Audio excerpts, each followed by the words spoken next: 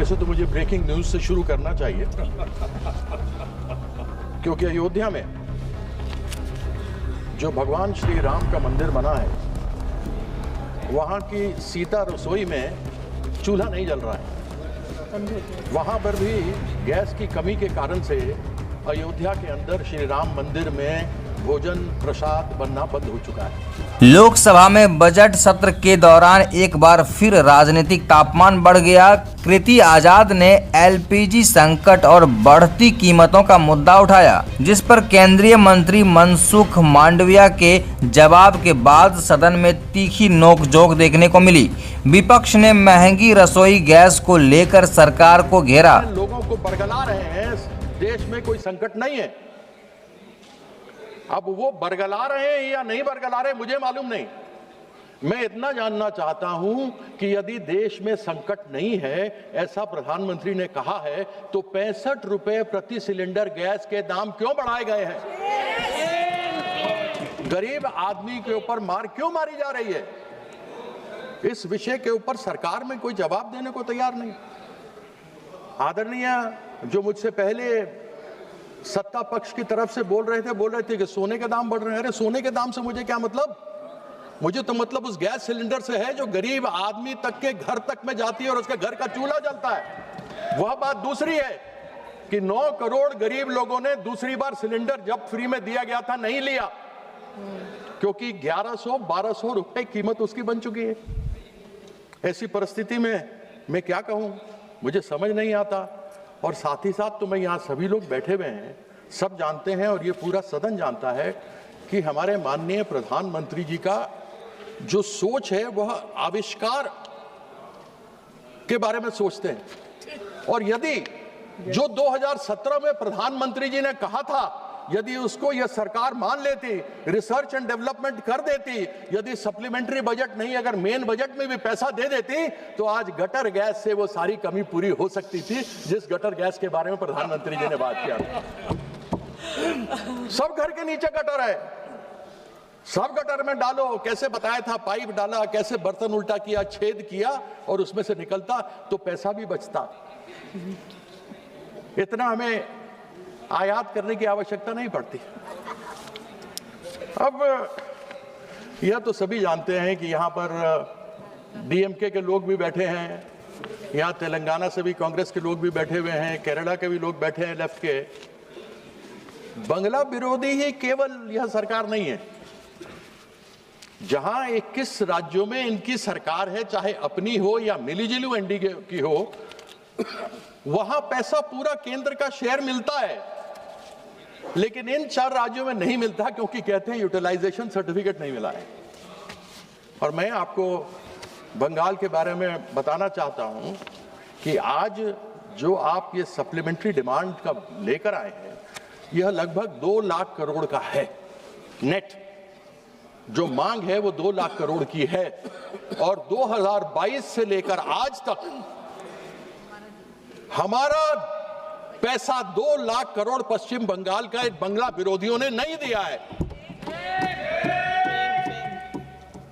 ये बोलते हैं हमें उपयोगिता प्रमाण पत्र चाहिए, यानी यूटिलाइजेशन सर्टिफिकेट। इनको यूटिलाइजेशन सर्टिफिकेट दी गई, यूटिलाइजेशन सर्टिफिकेट दे देते हैं, उसके बाद ये जवाब नहीं देते, 6 महीने के बाद कुछ और कर देते हैं। और आज ये खड़े हुए इन्होंने जिस प्रकार से बंगाल के लोगों को दबाने का प्रयास किया है, एक चीज समझ लें कि बंगाल के लोग डरने वाले और दबने वाले नहीं हैं। पहले भी मुंह की एक 2021 में खाई थी, 2026 में भी खाने वाले हैं। और मैं आशा करता हूं कि चीफ इलेक्शन कमीशन को भी इन्होंने पैसा कुछ दिया होगा, क्योंकि सुप्रीम कोर्ट ने कहा है कि कुछ रिटायर्ड जजेस को लगा और पैसा आप दो। तो उसके अंदर अब आप मुझे बताइए कि मनरेगा इस्तेमाल, जिसका नाम इन्होंने बदल दिया, वह मनरेगा गरीबों के लिए योजना है। उसके माध्यम से गरीब आदमी कम से कम 100 दिन की रोजगार की बात होती है, उसके अंदर उसको पैसा मिलता है, वो कमाता है और जो कुछ होता है उससे अपना घर का पालन पोषण करता है। पश्चिम बंगाल में 2022 से लेकर आज तक 52,000 करोड़ रुपया मनरेगा के अंतर्गत नहीं दिया। मजदूरों का पेट इन्होंने मारने का प्रयास किया, उन लोगों को खत्म करने का प्रयास किया। लेकिन ये हमारी सरकार है, जहां नाम आपने तो बदला लेकिन हमने महात्मा गांधी का नाम रखा और श्रम श्री को महात्मा श्री कार्यक्रम के अंतर्गत चालू किया। इन 4 सालों में 100 करोड़ दिन लोगों को काम दिया, जिसमें 78 करोड़ पीपल खाताधारियों को लाभ हुआ है। आपने तो प्रयास कर लिया, कितने भी तो कर ले सितम, हंस हंस के नहीं सहेंगे हम। चलो उसका अंत बता। बाबू मत बोलो, फिर तुम्हारे बारे में बोलेंगे। उस दिन गिरिराज के बारे में बोले थे, फिर तुम्हारे बारे में बोलना पड़ेगा।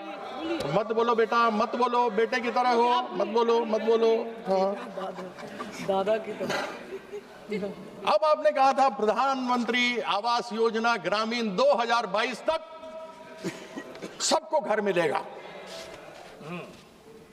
अब 2047 तक चला गया। मुझे मालूम नहीं भैया 2047 में से हम लोगों में से कितना जिंदा रहेंगे, मुझे अपने बारे में तो मालूम नहीं, बाकियों के बारे में नहीं कह सकता हूं, लेकिन तब कौन देखेगा मिले कि नहीं मिले। आपने यानी इस बंगला विरोधी सरकार ने 2022 से लेकर 2026 तक, जो अब तक की बात मैं करता हूं, केंद्र सरकार ने 24,000 करोड़ प्रधानमंत्री आवास योजना ग्रामीण के अंतर्गत देना था, नहीं दिया। 32 लाख लोग उससे वंचित हो गए। यानी कि 2022 में जो छत मिलना था, जो 2047 तक चले गए, वह नहीं मिला हमें। उसकी यूटिलाइजेशन सर्टिफिकेट तब तक 2022 तक की दी गई है, लिस्ट दे दिया गया, आपत्ति उठाई, आपत्ति के बाद जवाब दे दिए गए, लेकिन 24,000 करोड़ रुपया नहीं दिया। हमारी नेत्री ममता बंदोपाध्याय ने कहा कि हम बंगाल के किसी भी व्यक्ति को, बंगाल में सब जगह के लोग आते हैं, बाहर से भी हैं, केवल बंगाल के नहीं रहते, हिंदी भाषा भाषी बोलने वाले भी हैं। उन्होंने अपनी तरफ से वहां पर 24,000 करोड़ रुपया केंद्र सरकार को देना था, लेकिन पश्चिम बंगाल सरकार, ममता बंदोपाध्याय की सरकार ने बंगलारबाड़ी में 38,400 करोड़ रुपया दिया। She gave, instead of the central government had to give 24,000 crore, but the West Bengal government gave 38,400 crores, यानी 14,400 करोड़ ज्यादा दिया। हम ये जानना चाहते हैं कि इस प्रकार का सौतेला व्यवहार करने का क्यों प्रयास रहता है। अब सर्व शिक्षा अभियान का बात कर लेते हैं। अब आजकल तो अधिकतर आप देखिए तो मोस्टली जितने लोग यहाँ भी जानने वाले बैठे हैं, अधिकतर तो ज्ञान व्हाट्सएप यूनिवर्सिटी से ही मिलता है। आजकल नया यूनिवर्सिटी आ गया है, गलगोटिया यूनिवर्सिटी।